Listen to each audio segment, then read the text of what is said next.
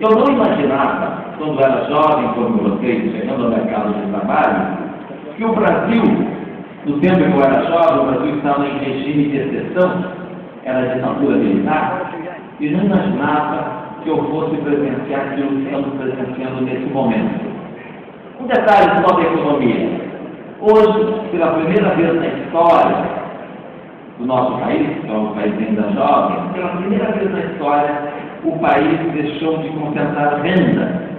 Então, as pessoas que são poucas no Brasil, que são ricas, deixaram de ser mais ricas ainda.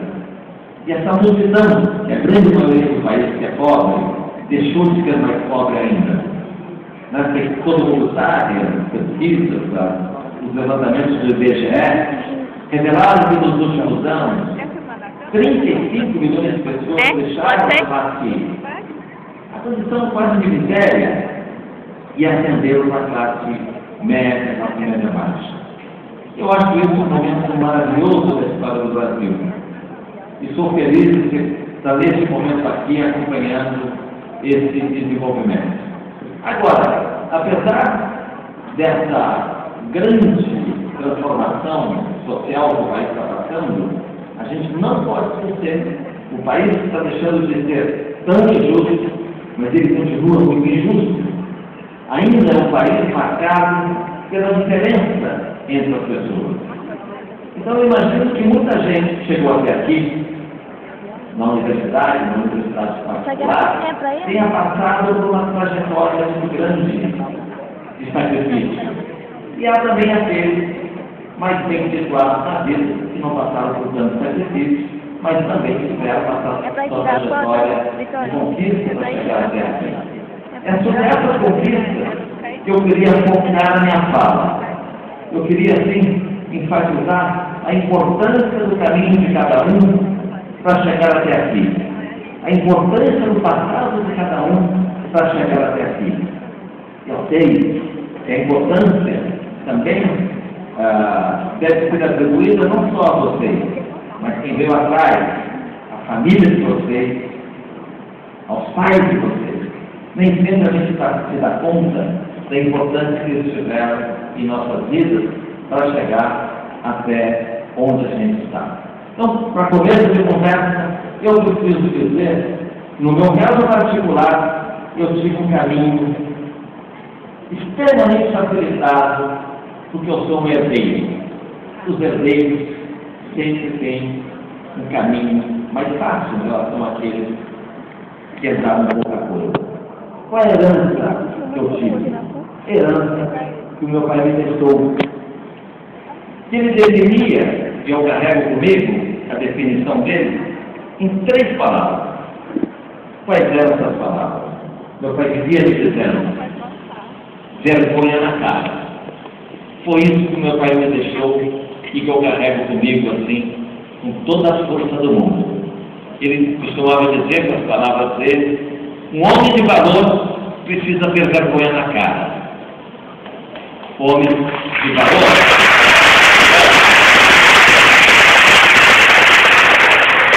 precisa ganhar dinheiro, ter dinheiro no bolso, mas com vergonha na cara.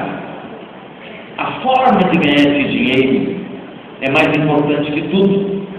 Não adianta simplesmente você formar uma riqueza, se essa riqueza pode ser motivo de vergonha. O legal é a riqueza conquistada pela via da dignidade, que ele definia como coisa de quem tem vergonha na cara. Para vocês saberem um pouco mais, o meu pai é desses trabalhadores clássicos do Brasil, trabalhadores de baixa renda.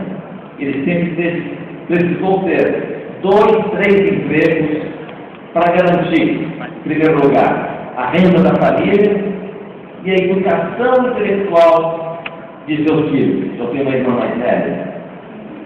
E meu pai era semi-analfabeto.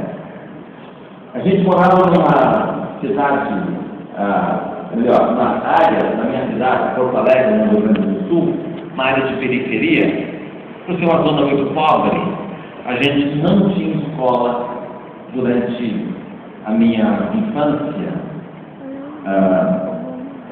Eu exatamente, eu comecei a estudar com quase 10 anos de idade. Eu lembro da minha mãe assim, procurando escolas em bairros distantes e tinha grande dificuldade de encontrar. Eu comecei a estudar por isso, já com quase 10 anos de idade. Embora já maduro para comer, eu já sabia ler e já sabia escrever quando cheguei à escola. Quem me ensinou?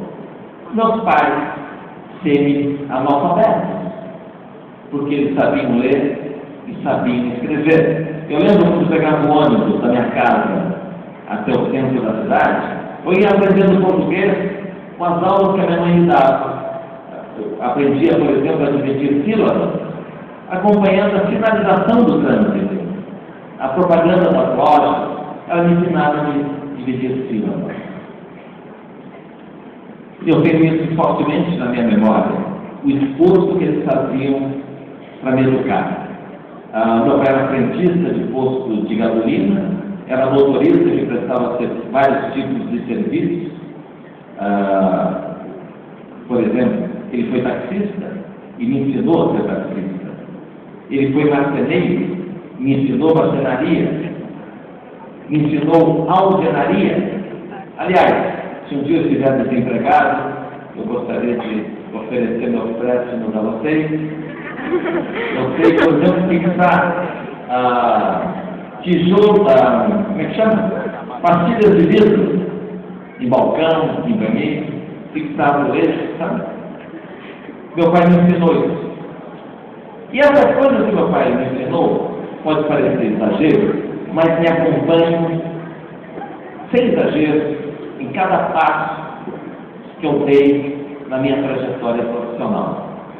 Eu trouxe um vídeo para mostrar, por exemplo, que o fato de ter sido taxista me salvou numa situação de guerra, uma situação extremamente complicada. Eu vou mostrar já para vocês. Eu tive outra sorte. No bairro que eu morava, tinha uma igreja, essas igreja católica, que era muito atenta em ser solidária às famílias mais pobres da cidade. Eu tive essa sorte. E essa igreja oferecia para os moradores da comunidade várias ferramentas profissionais para nos ajudar à busca da prosperidade. Eu tive a sorte, por exemplo, de na igreja aprender. Tinha uma gráfica muito grande essa igreja, e eu aprendi lá litografia, que era a maneira que se imprimia antigamente qualquer tipo de panfleto. Aprendi a fazer encadernação de livros. Naquele tempo os livros não eram encadernados como hoje, eles eram costurados à mão, de maneira artesanal. Eu sei fazer isso, graças à igreja, aquilo que a igreja me ensinou. Mas o mais importante na minha carreira que a igreja me ensinou foi noção de primeiros socorros. Eu já cobri na vida aproximadamente 30 guerras, conflitos, sobretudo guerras de guerrilha. E os conhecimentos que a igreja me deu, quando eu ainda era uma adolescente, para a câmera para me gravar, tem sido muito útil nos campos de combate. Vocês estão vendo aqui que eu sou uma figura pequena, quase mãozinho, mas graças aos ensinamentos, novamente, quero ressaltar a importância da educação. Essa pequena ferramenta dos primeiros socorros me deram condições, por exemplo, de salvar uma pessoa ferida na guerra. E ela pesava quase 80 quilos. Consegui carregá-la por 1 quilômetro, um pouco mais de 1 quilômetro, levá-la para o hospital. É verdade que a minha técnica de socorro, eu tenho que ter algum cuidado. Se não tiver muito cuidado, eu posso, na verdade, acelerar a morte da vítima de um tiro, se o tiro for, por exemplo, da cintura para baixo. É a maneira que eu carrego, a pessoa fica quase na vertical, que é mais ou menos nessa posição. Pela lei da gravidade, se o tiro da cintura para baixo, em vez de ajudá-lo a assaltar a sua vida, vou fazer com isso o quê?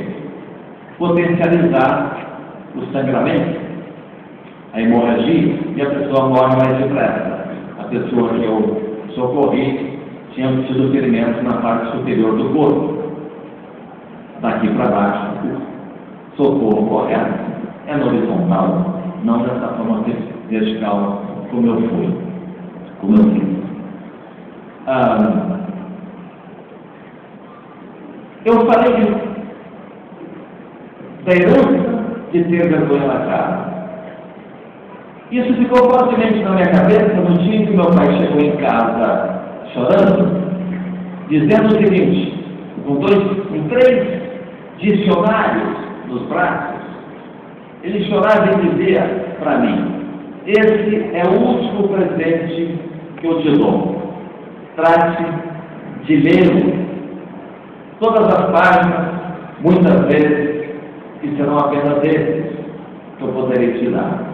Porque eu acabo de ser demitido. Nessa ocasião, meu pai era motorista da prefeitura lá de Porto Alegre e tinha conseguido um trabalho como fiscal do transporte coletivo.